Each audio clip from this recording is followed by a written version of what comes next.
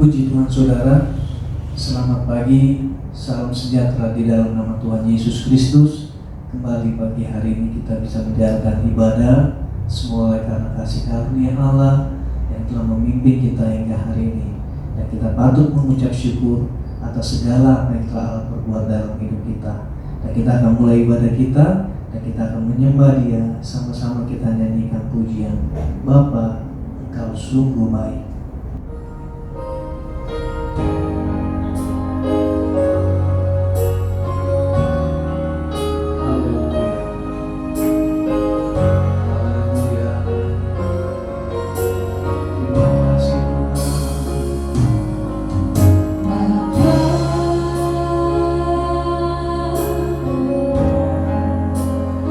Engkau sungguh baik.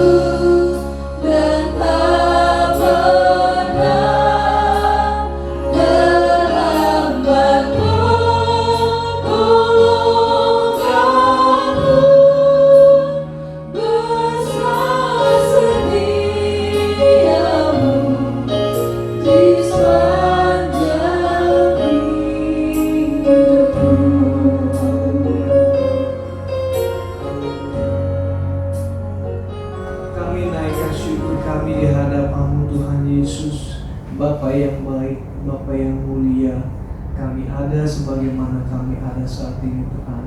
Semua oleh karena kasih karunia-Mu, semua oleh karena anugerah-Mu Tuhan, sehingga kami Tuhan Yesus senantiasa terpelihara oleh Engkau di dalam situasi yang saat-saat seperti ini Tuhan. Sungguh penyertaan-Mu Tuhan ada di dalam hidup kami. Engkau tidak pernah berubah. Engkau Allah yang setia yang ada di dalam kehidupan kami.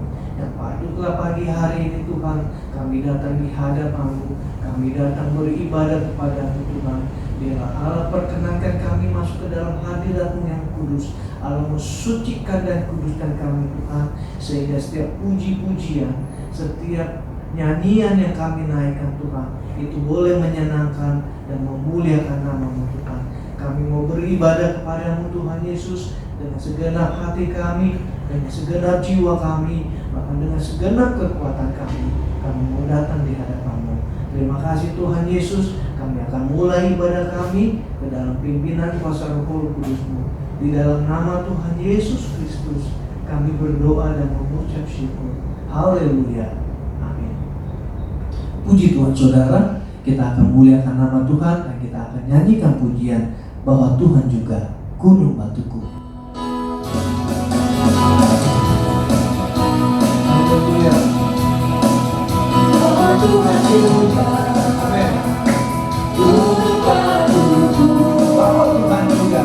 Bahwa Tuhan juga Haleluya. kota bentengku. Bahwa Tuhan juga Bahwa Tuhan juga menolongku. Haleluya. yaitu Allahku dan gunung batu.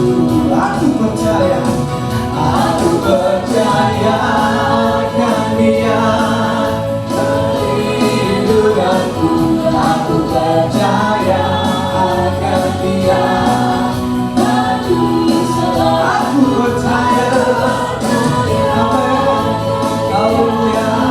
Sang perisaiku, tempat perlindungan yang tinggi. Bahwa Tuhan juga. Bahwa Tuhan juga Haleluya. gunung batuku. Amin. Bahwa Tuhan juga kota bentengku. Bahwa Tuhan juga. Bahwa Tuhan juga Haleluya. menolongku. Yaitu Allahku dan gunung batu. Aku percaya Percaya akan Dia. perlindunganku. Aku percaya akan Dia maju selamatku. Aku percaya Akan Dia. sang perisaiku, tempat perlindungan yang Sekali lagi. Bahwa Tuhan juga membantu. bahwa Tuhan juga Haleluya. gunung batu. Amin. Amin. Amin. Bahwa Tuhan juga kota bentengku. Bahwa Tuhan juga menolongku. Yaitu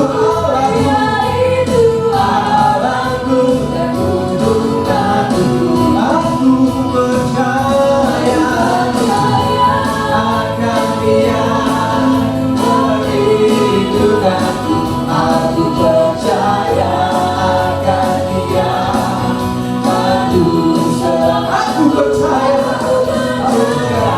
akan Dia sang perisaiku, tempat perlindungan yang tinggi. Aku percaya Percaya akan Dia.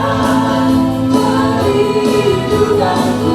Aku percaya akan Dia maju selamatku. Aku percaya akan Dia sang perisaiku, tempat perlindungan yang tinggi.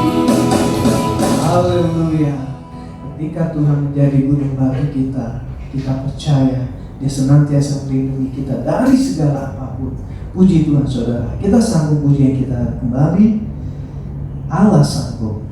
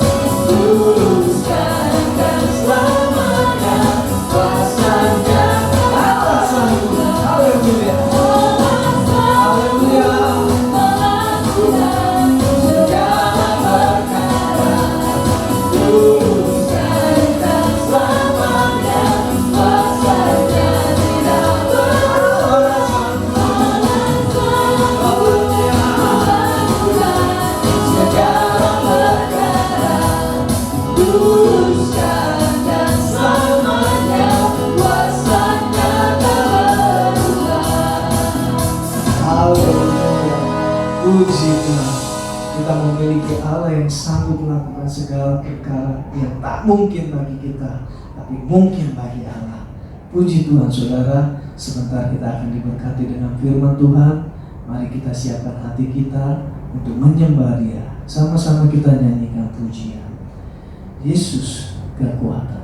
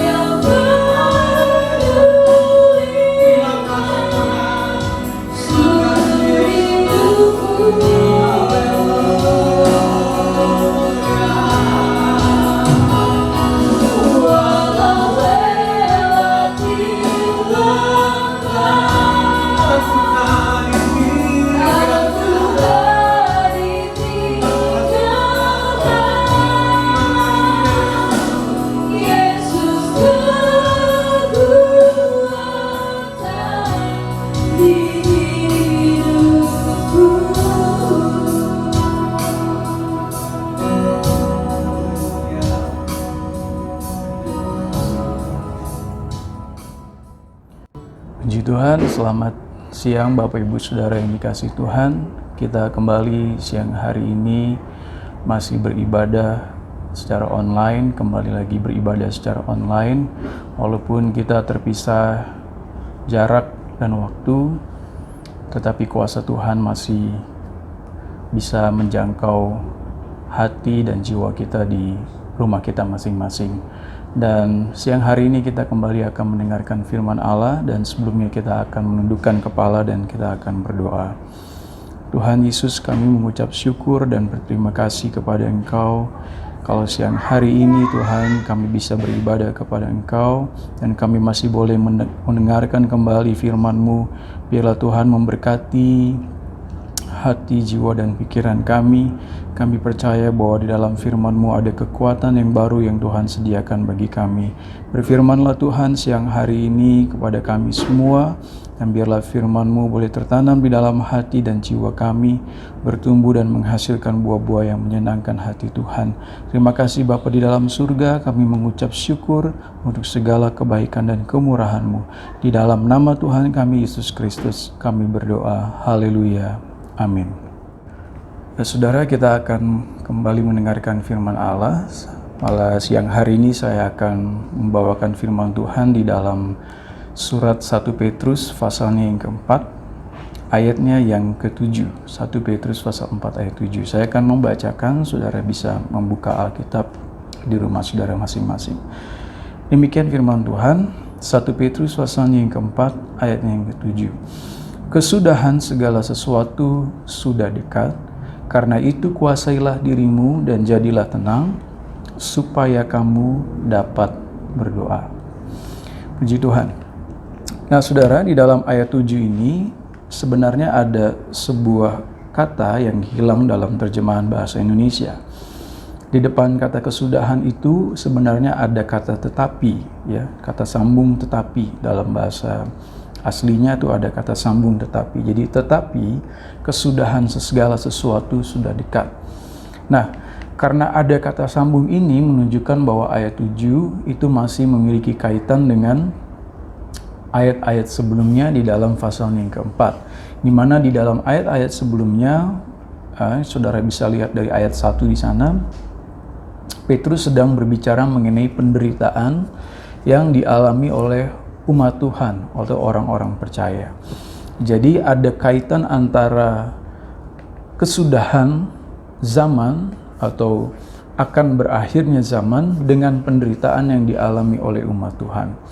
Nah, ini bukan satu berita yang baru sebenarnya, karena kalau kita membaca baik di dalam kitab-kitab Injil maupun di dalam Perjanjian Lama, misalnya saudara bisa melihat di dalam kitab Daniel pasalnya yang ke-12 ayatnya yang pertama sampai ayatnya yang kedua.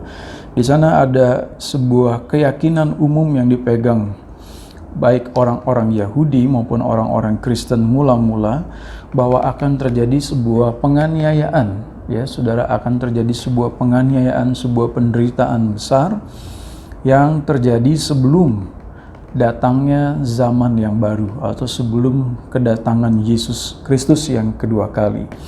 Nah, penganiayaan atau penderitaan besar ini disebabkan oleh si iblis yang akan melakukan sebuah usaha terakhir sebelum dia akan memasuki penghukuman. Nah, di sini kita melihat bahwa Petrus melihat penderitaan yang dialami oleh umat Tuhan itu sebagai bagian daripada event-event atau momen-momen yang memang akan terjadi sebelum kedatangan Kristus yang kedua kali. Nah, tetapi saudara, saya ingin memperingatkan kita bahwa jangan kita menarik kesimpulan bahwa dekatnya akhir zaman itu selalu dikaitkan dengan datangnya penderitaan atau penganiayaan yang dialami oleh umat Tuhan. Karena di dalam Alkitab sebenarnya fakta-fakta atau keyakinan iman Kristen bahwa kesudahan zaman itu terjadi itu bukan karena adanya penderitaan atau adanya penganiayaan yang dialami oleh umat Tuhan. Tetapi akhir zaman itu sebenarnya merupakan sebuah hasil atau sesuatu yang terjadi setelah kedatangan Yesus yang pertama. Jadi yang disebut sebagai akhir zaman itu sebenarnya sudah dimulai, saudara, sejak kedatangan Yesus yang pertama. Ketika pertama kali Yesus datang membawa kerajaan Allah, itu merupakan sebuah tahap pertama dari begitu banyak peristiwa yang akan terjadi sampai berakhirnya dunia yang lama atau zaman yang lama ini.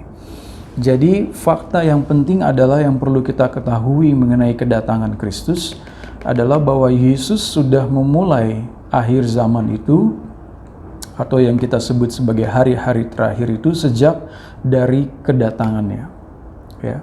Dan itu akan terus, saudara, terus berjalan, ya, dalam waktu yang kita tidak tahu, ya. Tetapi kalau kita baca di dalam firman Tuhan, selalu ditekankan adalah kewaspadaan atau berjaga-jaga, ya, karena di dalam ayat 7 dikatakan sudah dekat.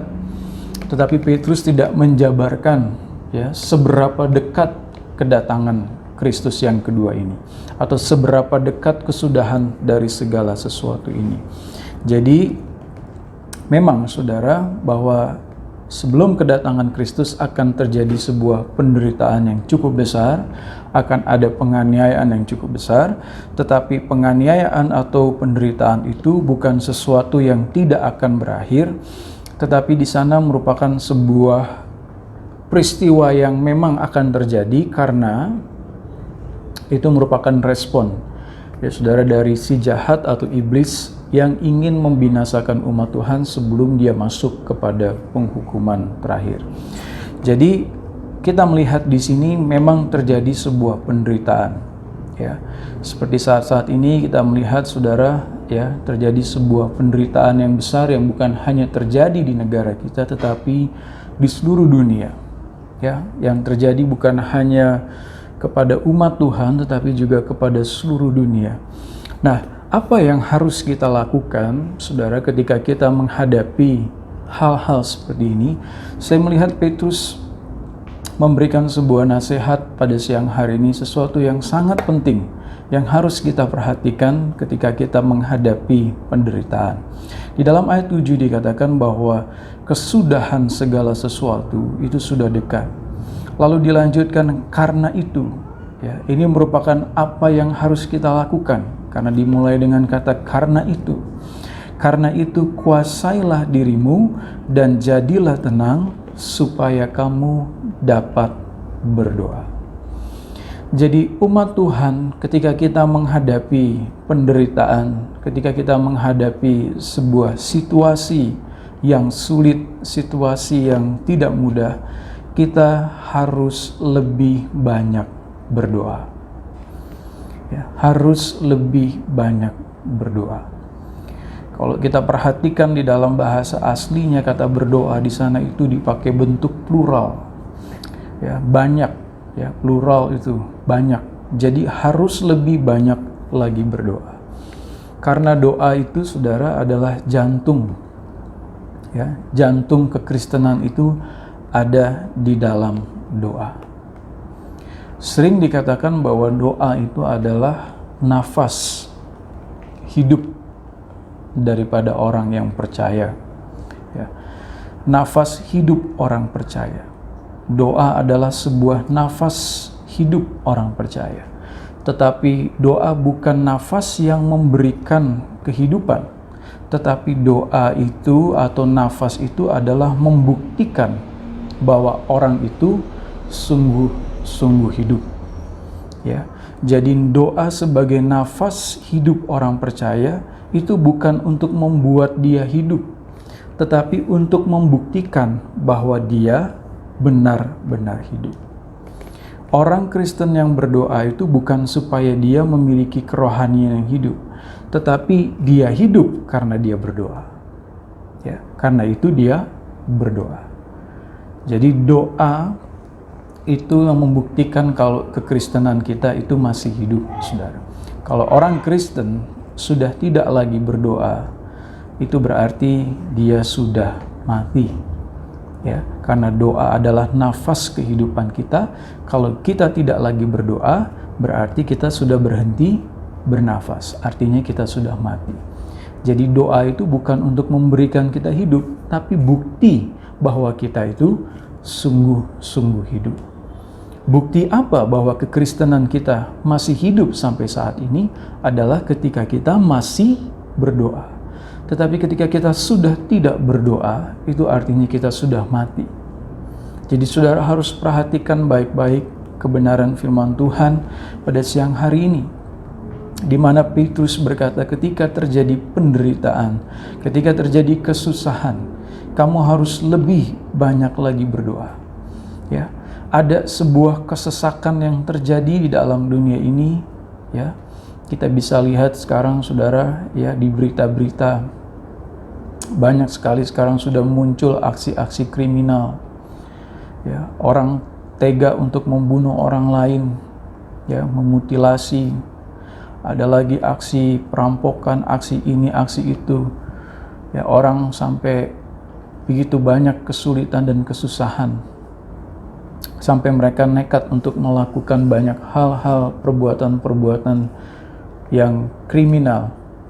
Ya, karena memang sudah terjadi sebuah kesusahan yang besar yang melanda bukan hanya di negara kita, tetapi di seluruh dunia. Nah, bagaimana kita merespon hal ini, saudara? Tidak ada jalan lain. Petrus katakan, kuasailah dirimu, berusahalah untuk tenang, dan berdoalah, ya, supaya kita dapat berdoa. Karena kalau kita tidak berdoa, saudara, sebenarnya kita ini sudah mati. Karena kita ingat perkataan Tuhan Yesus sendiri, ya, manusia itu hidup bukan dari roti saja, tetapi dari setiap firman yang keluar dari mulutnya Allah.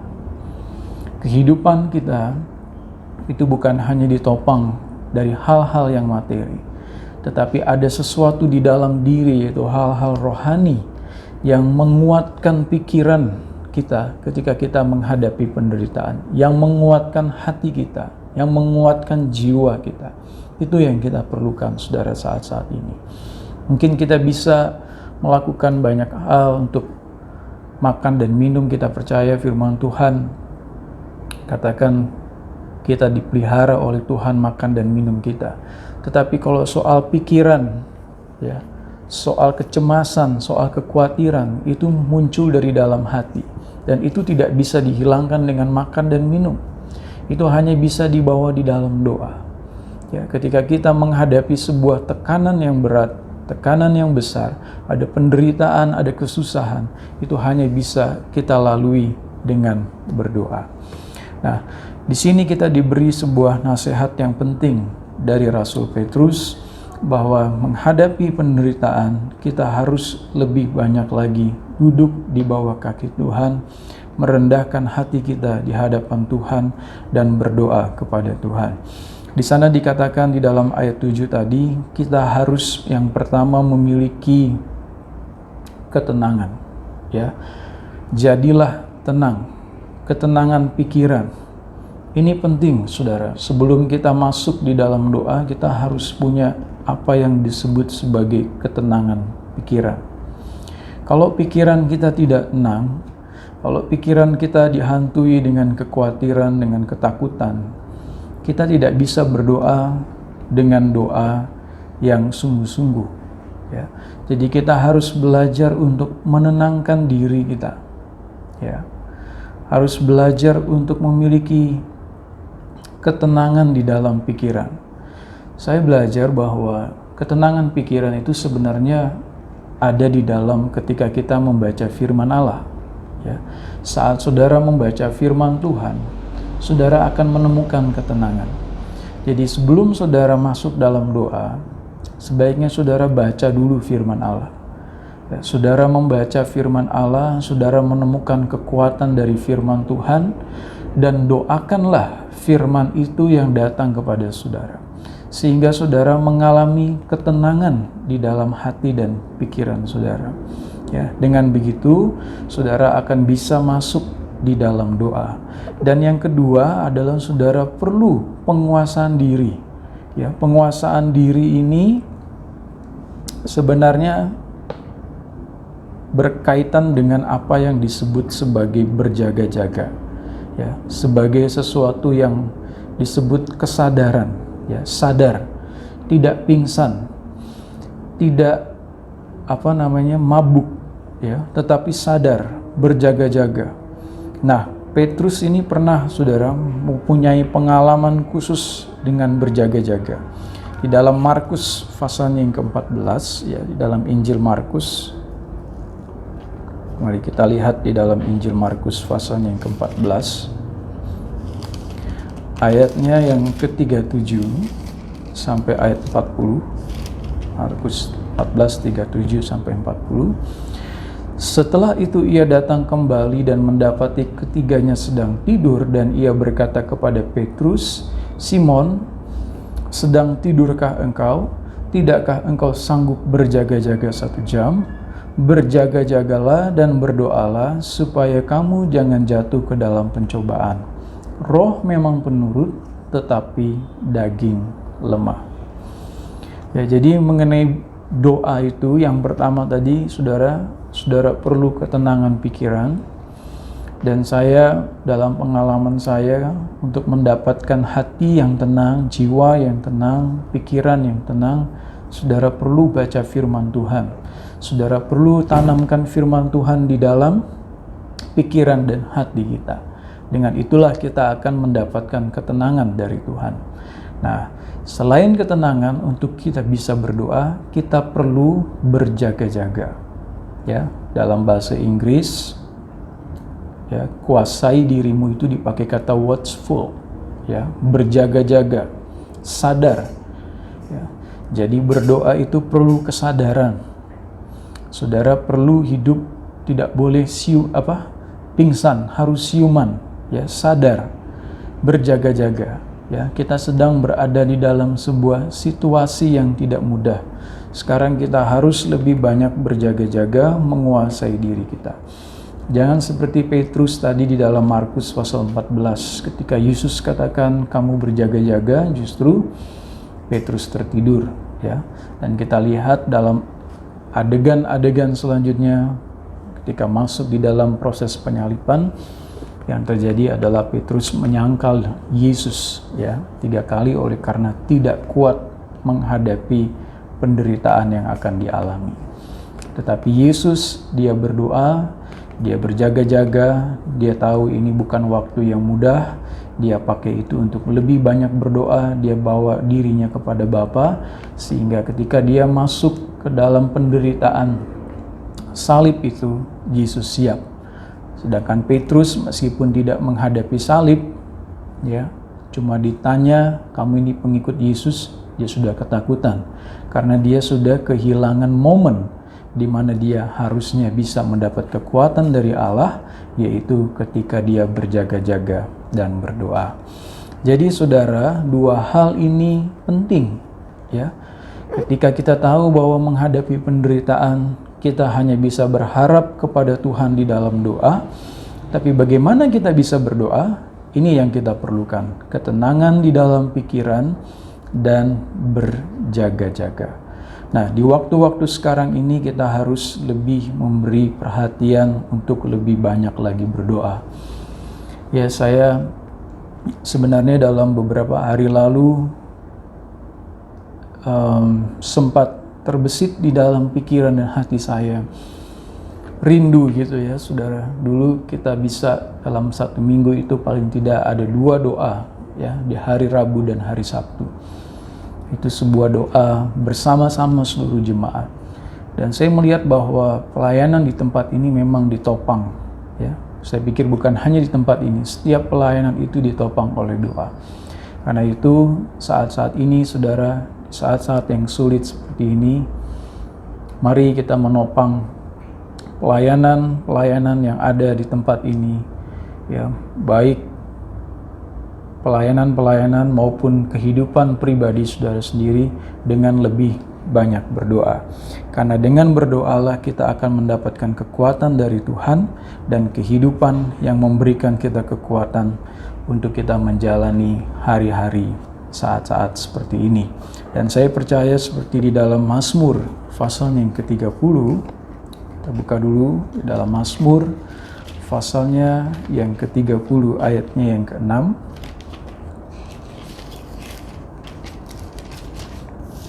Mazmur pasal 30 ayat yang ke-6. Sebab sesaat saja ia murka, tetapi seumur hidup ia murah hati. Sepanjang malam ada tangisan, menjelang pagi terdengar sorak-sorai. Ya, ini satu keyakinan iman kita. Ketika malam kita menangis di hadapan Tuhan, ya, terjadi sebuah penderitaan, kita duduk di bawah kaki Tuhan dengan menangis, meratap di bawah kaki Tuhan, dan menjelang pagi kita akan menemukan sukacita, kita akan menemukan sorak-sorai.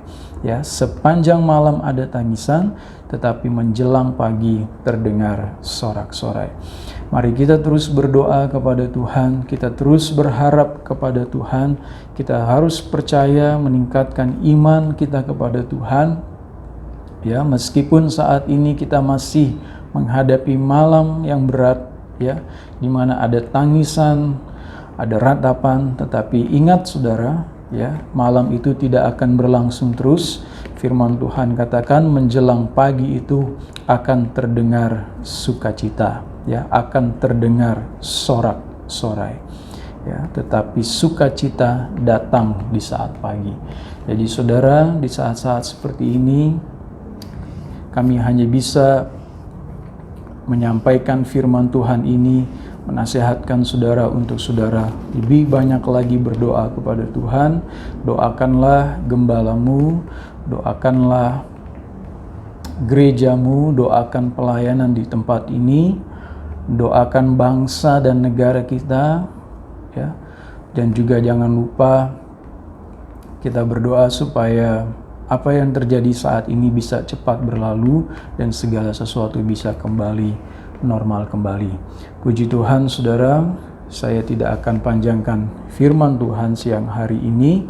Firman Tuhan dengan jelas datang kepada kita siang hari ini, di mana kita harus lebih banyak berdoa, lebih banyak berharap kepada Tuhan, dan percayalah, ya, seperti firman Tuhan tadi katakan, akan terjadi satu perubahan, sukacita, sorak-sorai di saat kita datang kepada Tuhan, berdoa kepada Tuhan. Kita akan angkat pujian Hanya Dekat Allahku, dan kita akan menyembah Tuhan dan kita akan berdoa kepada Tuhan. Mari kita angkat pujian ini, Hanya Dekat Allahku.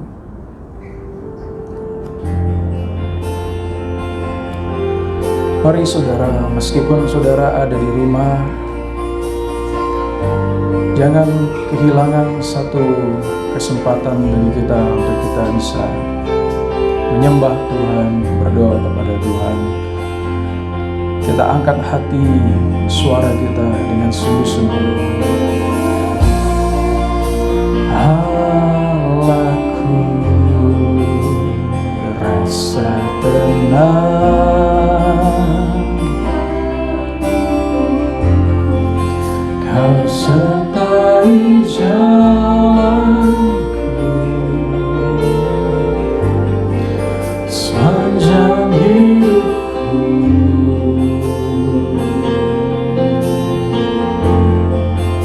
Hanya dekat padamu ada kekuatan baru. Kaulah perlindunganku, keselamatanku. Ku ingin selalu bersekutu denganmu, menikmati hadiratmu.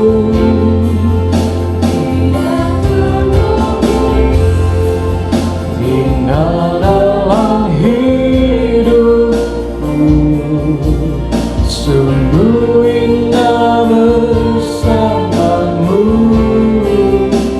selamanya.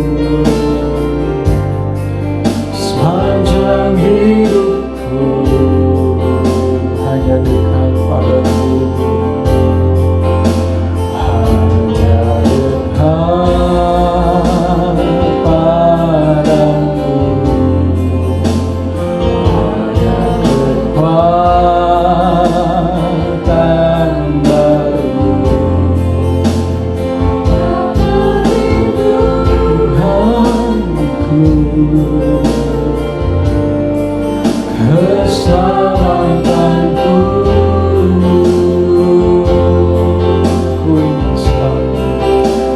Ku ingin selalu bersekutu denganmu, menikmati hadiratmu, biarkan rohmu tinggal dalam hidupku.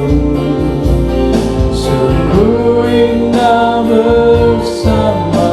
Ku ingin selalu, ku ingin selalu bersekutu denganmu, menikmati hadiratmu, biarkan rohmu tinggal dalam hidupku.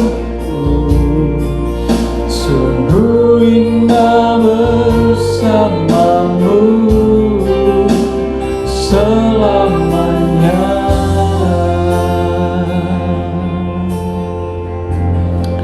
Tuhan, kami bersyukur dan berterima kasih kepada Engkau. Meskipun kami harus menghadapi banyak kesusahan, banyak penderitaan, Tuhan, di saat-saat seperti ini. Ada banyak hal-hal yang terjadi, Tuhan. Tetapi kami tahu bahwa Engkau tidak pernah meninggalkan kami. Engkau berada sedekat doa. Di saat kami datang berdoa kepada Tuhan, kami tahu Tuhan ada bersama dengan kami. Tuhan ada memberikan kekuatan, memberikan kasih setia-Mu, memberikan kasih karunia-Mu dalam kehidupan kami, Tuhan. Sehingga kami boleh kuat menghadapi perjalanan hidup, khususnya saat-saat ini ya Tuhan. Engkau mengajarkan kami kembali melalui kebenaran firman-Mu, supaya kami lebih banyak lagi berdoa di saat-saat seperti ini. Tuhan, tolonglah memberikan ketenangan di dalam pikiran kami, di dalam jiwa kami, di dalam hati kami ya Tuhan. Dan berikan juga Tuhan Yesus satu penguasaan diri, satu sikap berjaga-jaga ya Tuhan, satu kekuatan yang daripada Engkau Tuhan. Kami ingin belajar seperti Engkau ketika Engkau menghadapi salib Tuhan Yesus.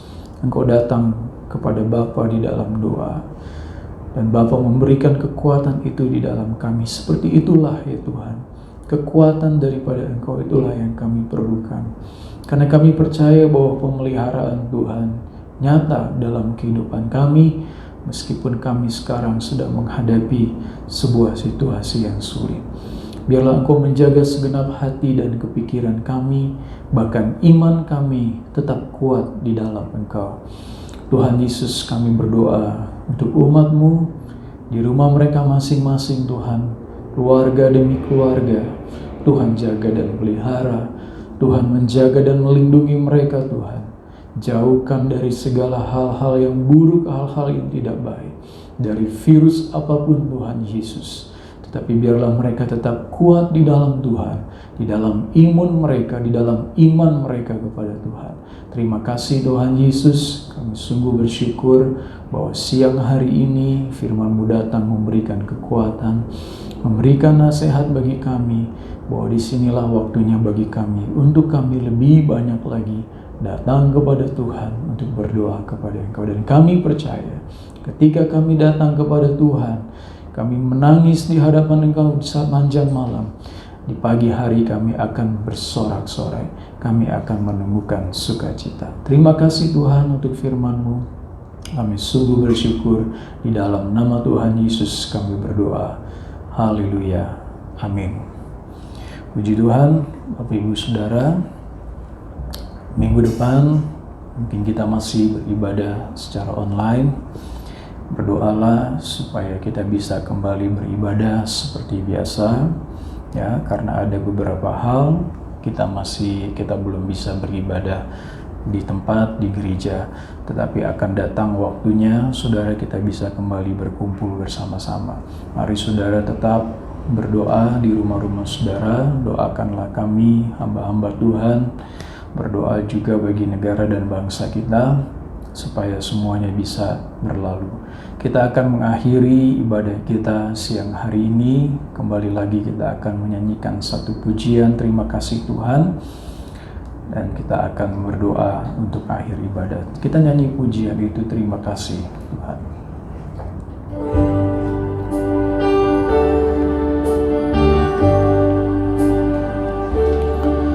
Terima kasih Tuhan untuk kasih setiamu yang Kau alami sekarang hidupku.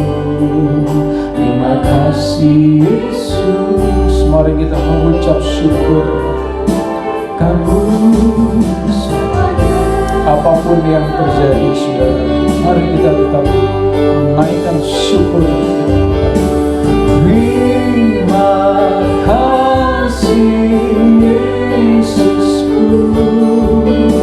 buat anugerah yang Kau beri, sebab hari ini Tuhan adakan